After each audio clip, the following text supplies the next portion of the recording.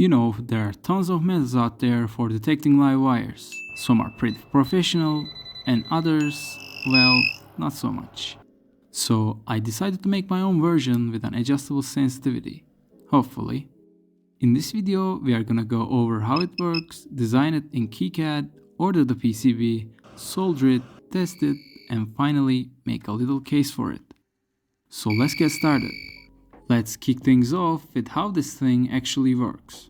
We are using a 555 timer in monostable mode, which means that every time a pulse is sent through the trigger pin, it makes a little beep sound. Now, here's the cool part. If we leave the trigger pin floating, it becomes sensitive to electric fields, like the ones created by the live wires. Essentially, the electric field induces a small voltage that can trigger the 555 timer, forming a kind of virtual capacitor between the trigger pin and the live wire. AC current runs at 50 Hz in Europe and 60 Hz in the land of freedom, and it's pretty similar worldwide. So near live wires it makes bunch of beeps. Closer the wire or the larger the surface area of the trigger pin, the more sensitive it gets. So I think you understand how the circuit works. So let's continue with our schematic. In this circuit, this resistor and capacitor together determine the time duration for which the output remains high after receiving a trigger pulse from the trigger pin. So you can adjust its values according to your taste. I find 10 kΩ and 1 microfarads works fine for me. I'm planning to power this with a 9V battery, so I've added a small capacitor in parallel with it for more stable voltage. I'm gonna connect my 9V battery with this thing. So this is just a 2-pin terminal to solder the cable. The capacitor on the control voltage pin helps stabilize the circuit to make sure everything runs smoothly. Remember when I mentioned that the size of the trigger pin affects sensitivity? Well, I've added a switch to the trigger pin, so we can choose between different sensitivity levels. This will make more sense when we start driving the circuit. Finally, let's talk about the output, which is on pin 3 of the 555 timer. I connected a LED and a buzzer to it. Buzzer can get annoying after a while, so I added an on-off switch to turn the buzzer off when you don't want to hear it. I've also added some mounting holes to attach the PCB to the case later. Spoiler, we are not gonna use these. Now let me tidy up the schematic a bit to make it look nicer.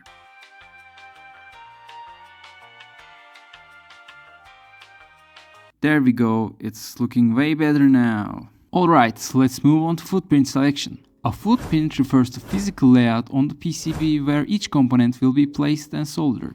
For the 555 timer, I went with the SMD version because, well, it looks more professional and takes up less space. For the resistors and capacitors, I choose the 603 package. The switches I'm using are just two basic ones. As for the buzzer, it's a standard through-hole one. I also picked a through-hole LED because it's easier to see when it's mounted. And for the mounting holes, I selected holes with vias because they are way cooler looking. I also left a small pinhole next to the trigger pin input. This way we can solder extra wires to increase the surface area if needed. I ran the ERC and there are no major errors, so we are good to go. Now let's dive into the PCB design.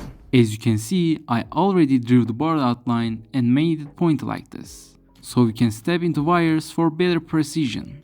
First, I want to mention that I'm using the design rules from our sponsor PCBWay. You can find these on their website.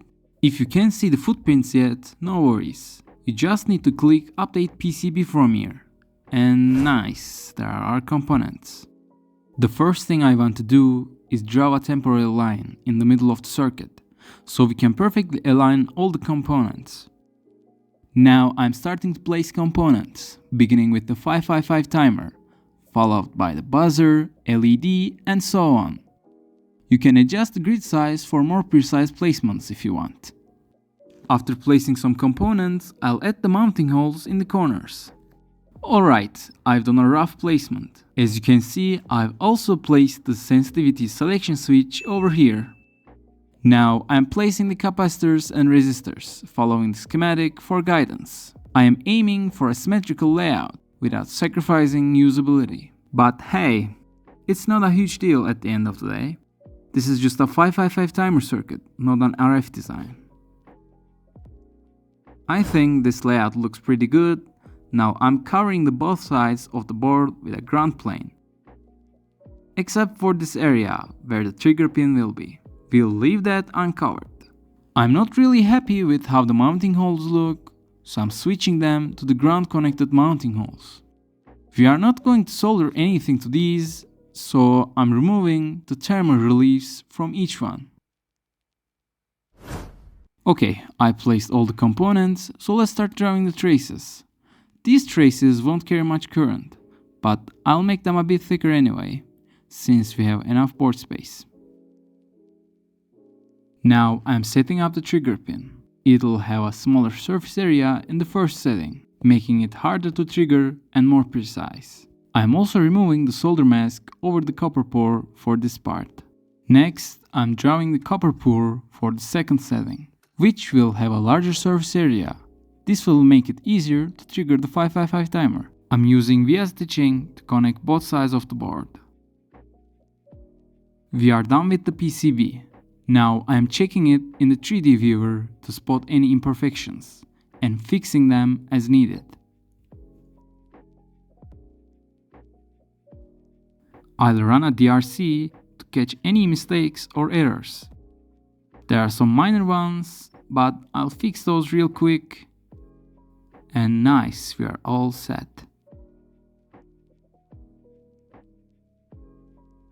Before generating the Gerber files, I'll add our channel's name to the bottom of the PCB for a nice touch. And that's it. Everything looks perfect and we are good to go.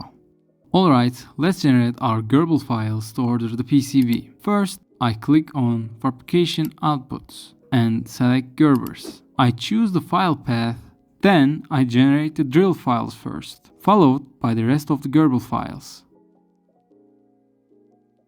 The files are successfully generated. Next, we need to zip these Gerber files to upload them to the PCBWay. So I'm putting them all inside a zip file. Now heading over to the PCBWay's website. I'll enter the board's dimensions, select 10 pieces for $5 and hit quote now. I am picking the red solder mask because it looks cool. And I am also selecting the option to remove the product number for a cleaner look. I'm not changing anything else, just selecting the shipping method. Next, I click add to the cart. And this screen pops up where I upload our zipped Gerber files. After that, I click submit order now and we wait for them to review our PCB. Once that's done, we can go ahead and pay. It's that simple. By the way, both KiCad and PCBWay have Gerber viewers. So make sure to check your files for any mistakes before you order. 1 week later. After 8 days, the package arrived with some cool stickers. It came in this box with protective foam inside. Let's grab the box cutter and open it up.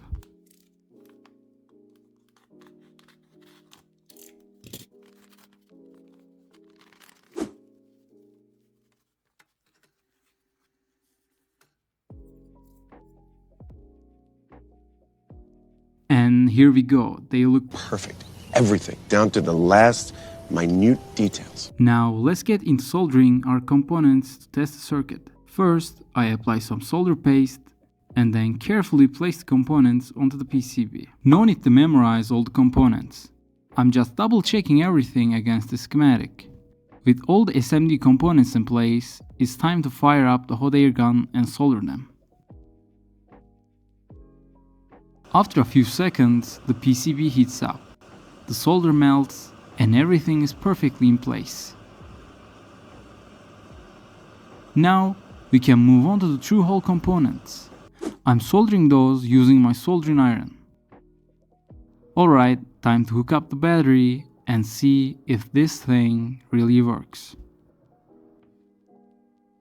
As you can see, it works, but to be honest, I can't really tell the difference between two sensitivity settings. Maybe we should have removed the solder mask over the second setting to make it more sensitive. Now, let's take a look at the case I designed. I've gone through a few versions, and I think the final one looks pretty good. The black filament gives it a cool vibe. It kinda looks like a vape, but I think it's alright. Let's quickly assemble it. I'm using some double-sided tape to secure both the PCB and the battery. And it's holding up really well. We've got the buzzer's on-off switch here. This hole is a bit longer than necessary because otherwise I couldn't fit the PCB inside the case. For the sensitivity selection switch, I 3D printed an extension so we can easily access it. And I also added a main on-off switch so we can turn it off the whole thing when we are not using it. Once everything is in place, I pop the lid back on and here we go. It looks pretty good. Nice. And that's it for this video, guys. I hope you liked the project. Make sure to like, subscribe and check out my other videos. Take care and see you later.